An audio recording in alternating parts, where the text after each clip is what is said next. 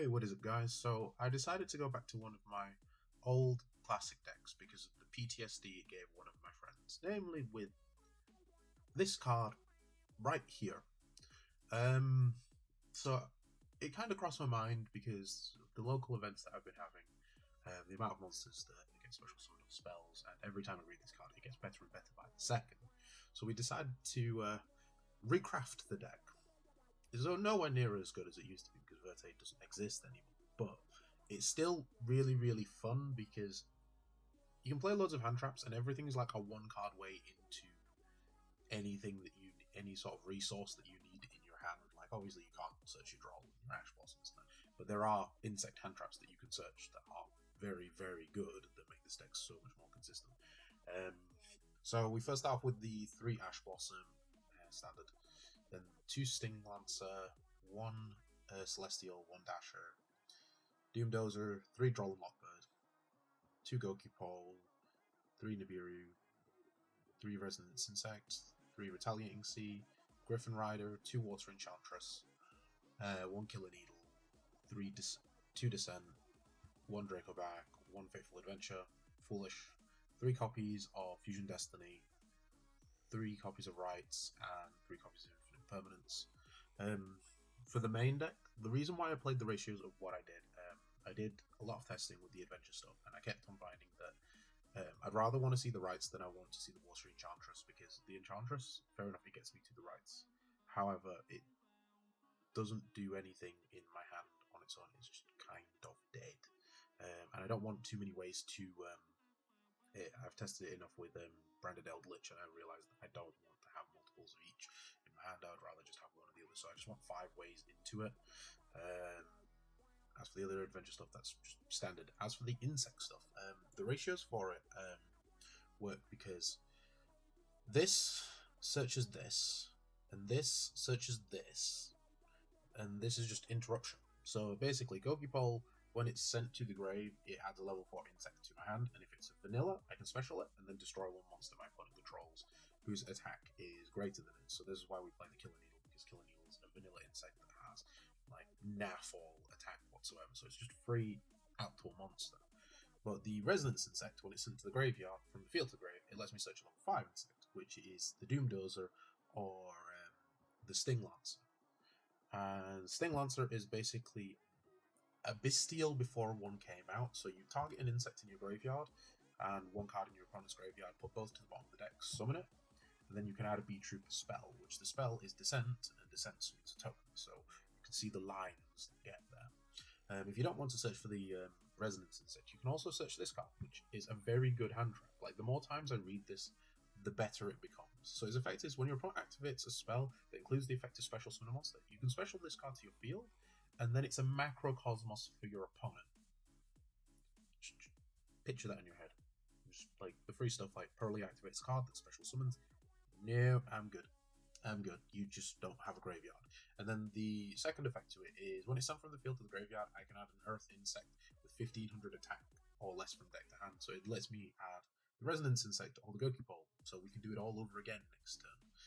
It also lets you add this card, so when you go into Game 2 and Game 3, you can link it off and get free access to this that just shuts down Kashtira instantly. So you have like 3 ways into searchable hand traps that affect your opponent in like the best ways possible.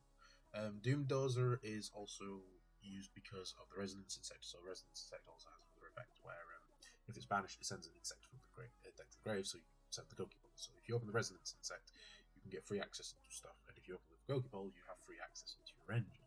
And then every other card in your hand is just either a hand trap or spot removal. Fair enough, the Phoenix Enforcer package isn't as good as it used to be, because Bestials exist, and obviously Kashtira Rise of Heart is a card that stops Phoenix Enforcer from going to the grave. However, if your opponent doesn't play around the Phoenix Enforcer, then it's just one of those cards where you draw it, and it makes you win harder, and if you don't draw it, it's fine. You're playing a very decent-ish control build, so you should be okay in certain matchups. As for the extra deck, it still needs a little bit of cooking, but for now I played the 2 Phoenix Enforcer, 1 Access Code, 1 Appaloosa, 2 Armor Horn, 1 Invincible Atlas, 1 Pika Free Pheno, 1 Link Spider, 2 Mirage, 2 Papal Seraph, and 1 Wind Charmer.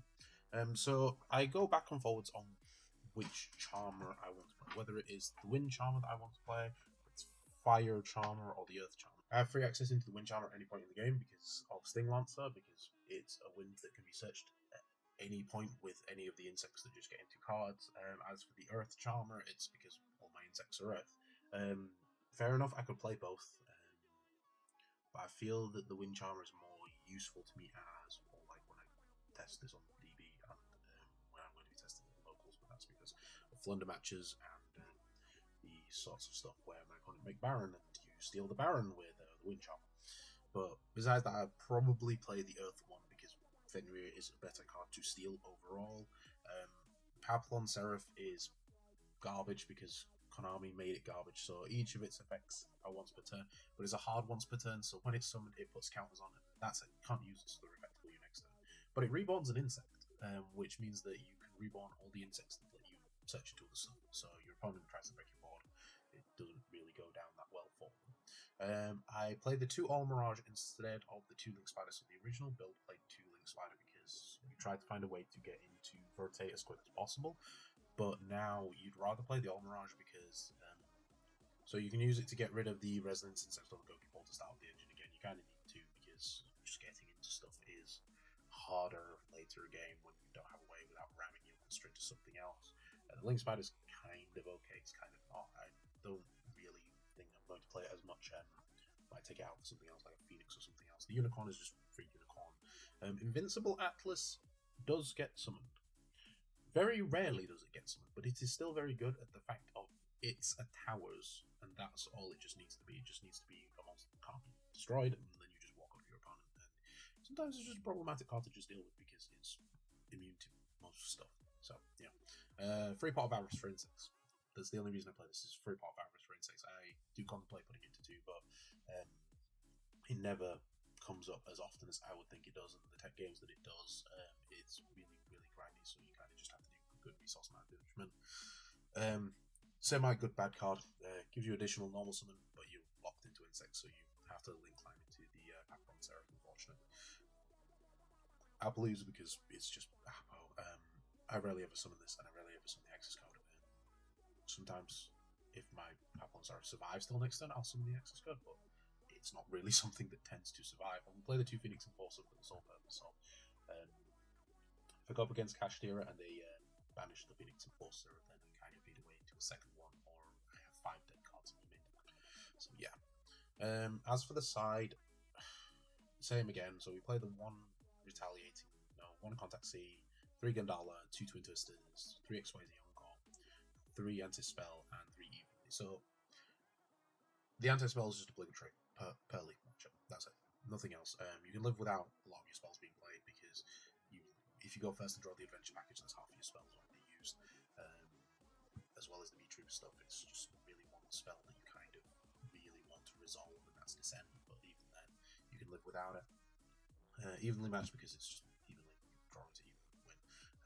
There were times where I contemplated playing Prosperity in this. I just need to find out where to slot in the Prosperity so the deck kind of functions a lot more better than it used to for more consistency purposes. But besides that, I can survive and then just pray that I draw evenly like everybody else does. XYZ Encore. This card has great rulings. You target an XE, you detach all the materials, and because it's not affecting the card, it's affecting the materials, that Burly Noir just goes. And then you just mix the big stuff and win. You'll be surprised how many times that you can just get out the Doom Dozer really, really easily. And then just walk over your opponent. Twin Twisters because macro removal. I'm not too bothered about it because all my stuff kind of searches into something else, and I can discard stuff because some cards become dead at the end of the game. Gandala, I did attempt to cut it down to 2 because you can search off Resonance Insect. There was one point where I just played it at 1 and just kept recycling with Pickle and Athena.